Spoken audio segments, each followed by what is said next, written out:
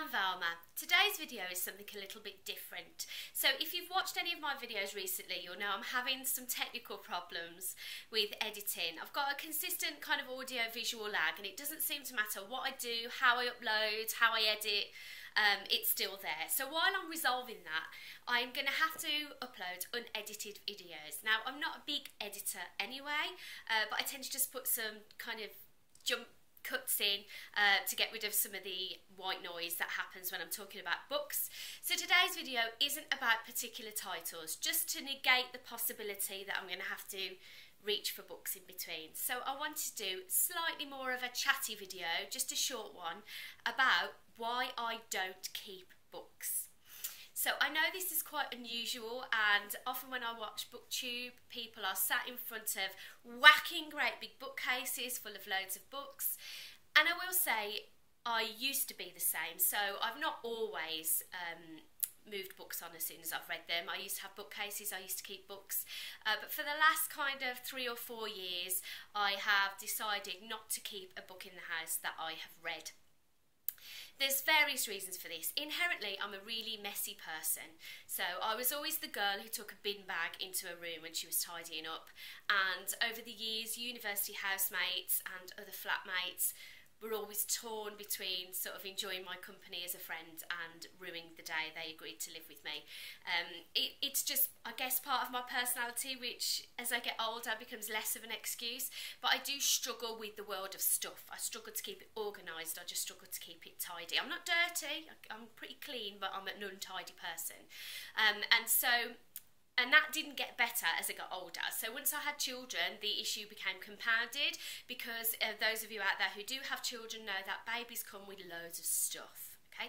So it just ended up getting more and more and more. I don't have a very big house, and once I had 2 children, I found I was really just struggling, kind of like wading through seas of stuff. So a couple of years ago, probably only last year, I read I want to say The Secret Magic of Tidying Up. That's terrible. This is what happens when it's unedited. It was The KonMari Method by Marie Kondo, and it was a massive hit across the internet, across the book community, and it was a manual by a Japanese home organiser called Marie Kondo, which was all about a philosophy for your home, about how to organise, how to keep tidy, and the relationship you have with your belongings. I'm not going to say that it changed my life. It's very Japanese in its ethic in terms of all kind of items having souls, and she recommended things like thanking your belongings at the end of the day, and that kind of stuff I couldn't get on board with, and I still don't fold my socks.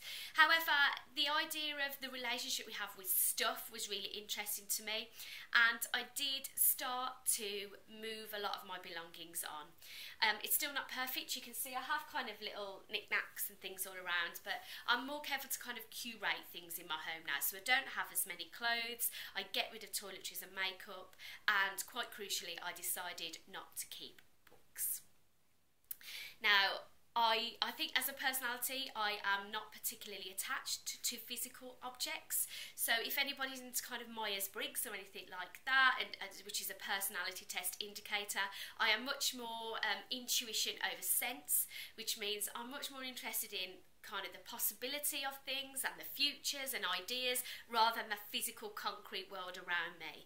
What that means is that I lose keys, I lose my purse, I've had more debit cards than I care to think about, and it also means I'm not particularly attached to belongings. So as much as I might love a pair of shoes when I buy them, once I start wearing them, I'll just wear them into the ground and throw them on the floor and walk through mud, and I'm not particularly careful with belongings, is what I'm saying.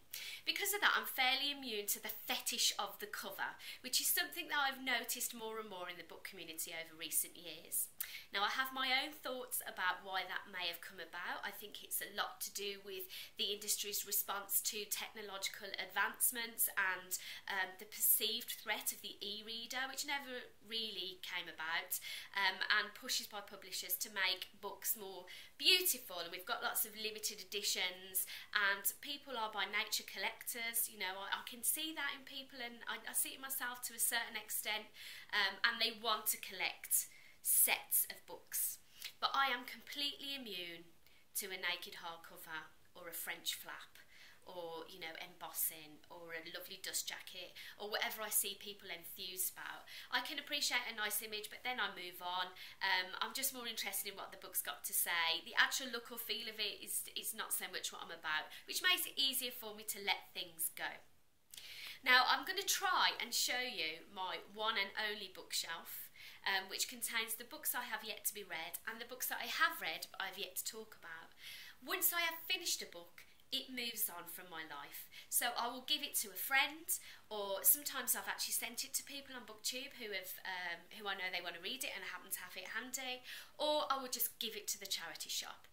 Now, in the Magic Art of Tidying Up, I keep on calling it that, Marie Kondo talks about things having souls, and although I said I couldn't get on board with that, I do feel that books have a certain energy, and to me an unread book is just a thing of potential, obviously, that I want to get stuck into, I want to almost consume. Once I have read a book, it ceases to mean anything to me. Even if it is a book I have really enjoyed, it just becomes a thing that's in my way, a thing that is essentially clutter, and a thing that I just want to get rid of. Okay?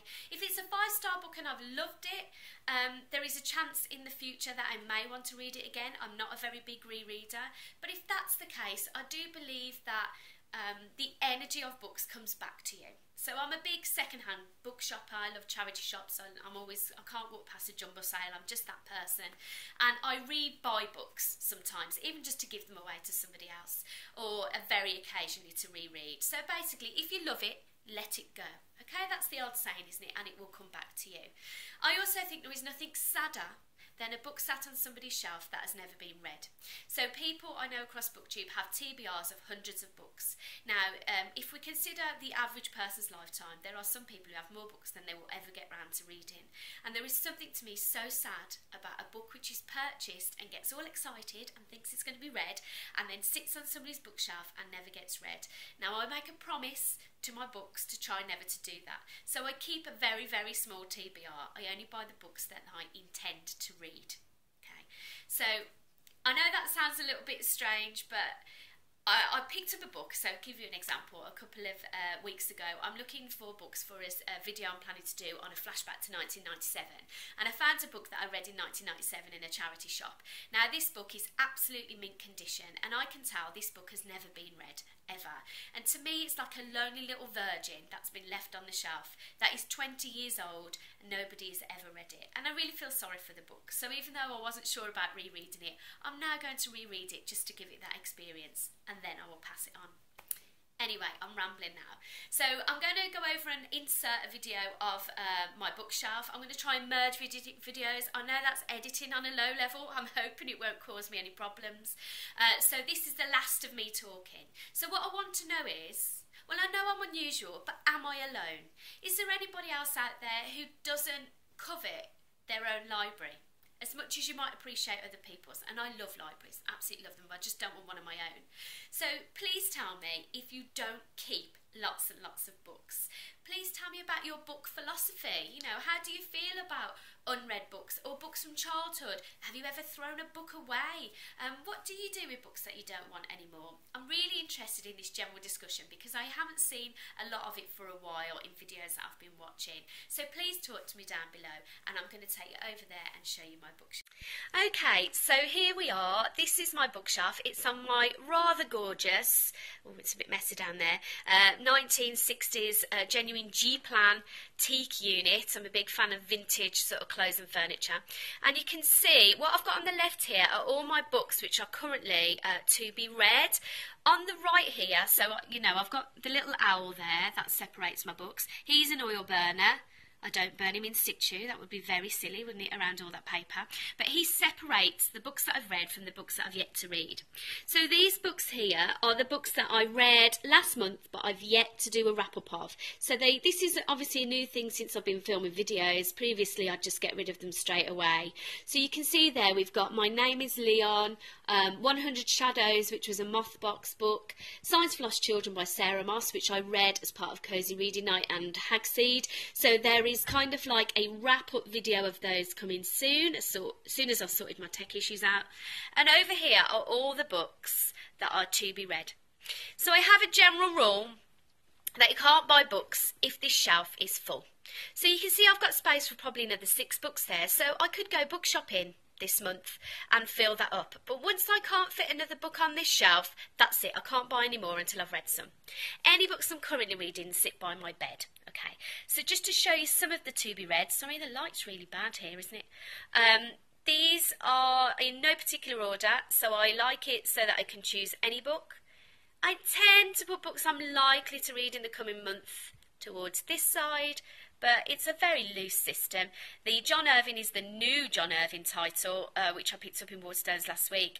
Next to it is a book called The Tobacconist, which the one man in Waterstones told me it was their kind of book of the week, and he told me it was very good. And I used to work in retail, and basically I just get so excited every time anyone in a shop talks to me that I buy anything they tell me about. So I don't even know what it's about, but he told me it was good, and that was good enough for me. Then I've got Linda Grant, The Dark Circle there, ready to read, looking forward to that. A few kind of older titles here, a couple of my older Mothbox ones waiting to be read, and at the end here some vintage John Irving that I picked up just after I've decided I might have kind of a focus month on John Irving. Maybe John Irving June or John Irving July, because who doesn't love a little bit of alliteration? The White Tiger is an old book which has kind of been haunting me recently. I keep seeing it everywhere I go, so as a cosmic sign I think I should probably get to that one soon. If you've read any of these, let me know if they're any good. Okay, but that's my to be read, that's it. And that is my whole shelf. So there we go. That is my book tour. It doesn't span several videos like some I've watched, and I absolutely love watching book tours. But please, if you've got anything to say about any of these books, let me know down below.